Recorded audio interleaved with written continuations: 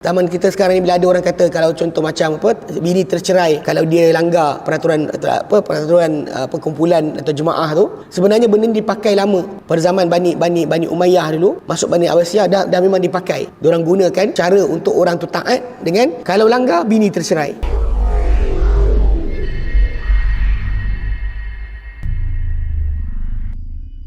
Okey, dugaan bagi Imam Malik. Memang semua para imam ada dugaan-dugaannya. Macam Imam Abu Hanifah kita bincang dahulu, bila dia tak nak ambil jawatan sebagai qadi, khalifah pada zaman berkenaan seksa dia, pukul dia, dan Imam Abu Hanifah mati dalam penjara. Ni realiti yang kita panggil kadang-kadang penguasa dan pemerintah pada zaman berkenaan, bila orang-orang alim ni tak nak dengar cakap mereka seksa. Okay, jadi Imam Malik pun ada dugaan yang berlaku pada beliau. Berkata Muhammad Ibn Jarir At-Tabari, dia kata dahulunya Imam Malik ni telah dipukul dengan cemeti, dengan cemeti, dengan rotan. Namun dipercanggahkan sebabnya. Apa sebab dia kena sebat, dia disiksa? Telah menceritakan kepadaku, kata Ibn Jarir At-Tabari, Abbas bin Walid, dia kata telah mencerita kepadaku Ibnu Zakwan daripada Marwan At-Tori, bahawa Abu Ja'far Al-Mansur melarang Imam Malik daripada hadis laisa ala mustakrahin talaqun. Dia khalifah ketika itu larang Imam Malik meriwayatkan hadis tidak ada ke atas orang yang dipaksa sebarang talak. Okey, ni cerita dia. Sebab kadang-kadang pada zaman berkenaan pemerintah ni, dia tengok bini orang, dia nak bini orang, dia suruh orang tu ceraikan bini. Kalau tak ceraikan nanti disiksa. Jadi orang tu menceraikan dalam keadaan terpaksa. Dalam konteks tersebut, hadis Nabi telah datang bahawa orang yang dipaksa dalam menceraikan isterinya tidak jatuh talak. Tak jatuh talak. Ini kena faham. Tidak ada ke atas orang yang dipaksa sebarang talak. So, jadi bila Imam Malik ceritakan hadis berkenaan, dia tak suka lah pasal hadis tu kritik dia. So dia larang Imam Malik jangan cerita hadis tu, dia kata. Kemudian dia dah cakap macam tu, dia pun hantar kepada Imam Malik seorang yang akan tanya soalan yang sama kepada Imam Malik. Macam mana kalau orang cerai kerana paksa? Lalu Imam Malik ceritakan hadis tersebut di hadapan orang ramai. Lalu Abu Ja'far bin Mansur pun telah menyebat Imam Malik dengan rotan, sebab kerana menceritakan hadis yang dia tak suka Imam Malik ceritakan. Ditanyakan kepada Ahmad bin Hanbal, siapakah yang pukul Imam Malik? Beliau berkata, sebahagian para pemerintah mengenai tajuk cerai orang yang terpaksa. Kan dia Imam Malik dahulu tidak mengharuskan, dan kita pun sekarang macam tu. Kalau orang tu kena paksa, letak pistol kat kepala ataupun dipaksa untuk ceraikan bini, cerai tidak jatuh. Mazhab kita pun macam tu. Hadislah sahih tentang perkara itu. Jadi Imam Malik tak membolehkan akan cerai orang dipaksa. Maka dia telah pemerintah tadi pukul dia kerana itu.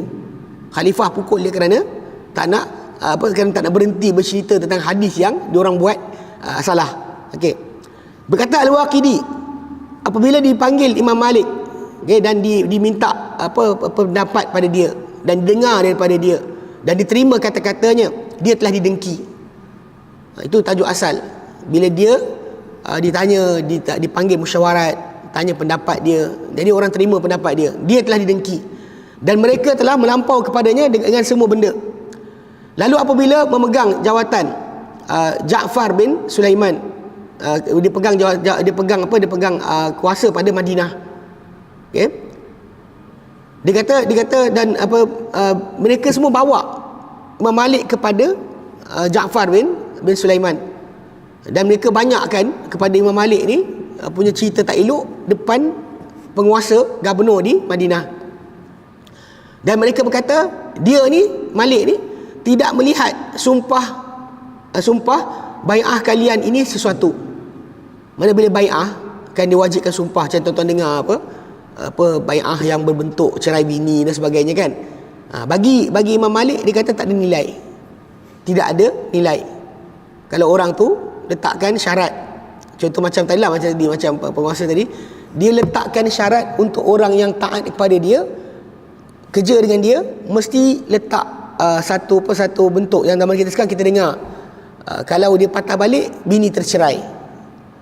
So jadi orang tersebut melafazkan taklik tu dengan terpaksa ke dengan rela? Terpaksa. Yang terpaksa maka dia lafazkan. Itu sebab kenapa pemerintah tak suka. Sebenarnya macam bila orang fikirkan, zaman kita sekarang ni bila ada orang kata kalau contoh macam bini tercerai kalau dia langgar peraturan perkumpulan atau jemaah tu, sebenarnya benda ni dipakai lama. Pada zaman Bani Umayyah dulu, masuk Bani Abbasiyah dah memang dipakai. Diorang gunakan cara untuk orang tu taat dengan kalau langgar bini tercerai. Jadi benda ni bagi Imam Malik, dia kata bai'ah kalian, dia orang kata pada Ja'far bin Sulaiman, dia kata dia tak lihat sumpah bai'ah kalian ni ada apa-apa, tak ada nilai. Dan dia telah mengambil dengan hadis, berpegang dengan hadis diriwayatkan daripada Thabit bin Ahnaf mengenai cerai orang yang dipaksa, bahawa ia tidak harus di sisinya. Maka di situlah dipukul. Beliau berkata Al-Waqidi, lalu telah marah Ja'far bin Sulaiman telah marah, lalu dipanggil Imam Malik dan dia berhujah kepada Imam Malik dengan apa yang dibawa kepadanya.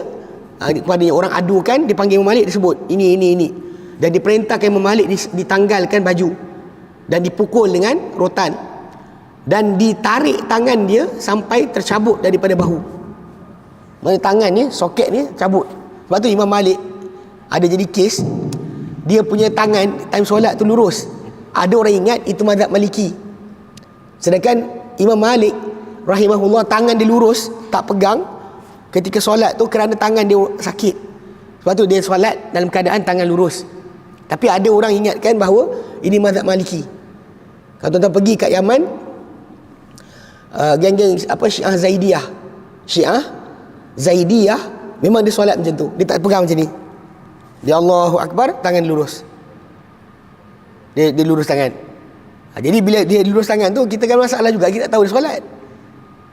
Kalau kita orang macam ni, kita nampak dia solat. Yang dia lurus ni, jadi ada orang lintas, dia marah. Orang lintas dia marah. Dia orang kata, mana kami tahu kau solat? Cuma ada orang ingat bahawa perbuatan Imam Malik tadi, dia solat dalam keadaan lurus tadi pendapat dia. Sebenarnya bukan. Bahkan ia adalah berlaku kerana tangan dia ni, bahu ni tercabut bahu dia, ditarik daripada bahu, tercabut dari bahunya. Okey. Dan dilakukan terhadapnya perkara yang dahsyat.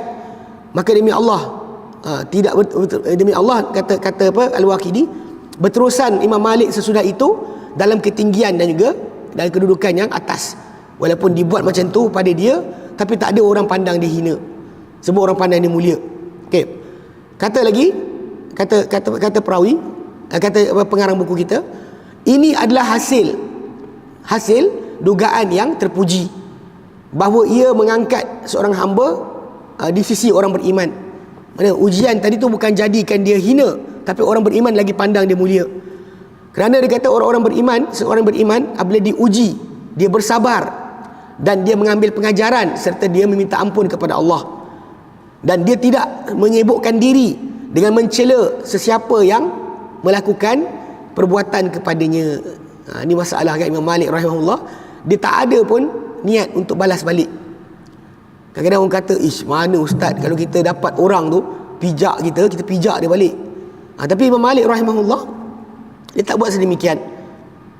Kenapa kita kena fikir macam tu? Kerana penghukum yang sangat adil adalah Allah Subhanahu wa taala.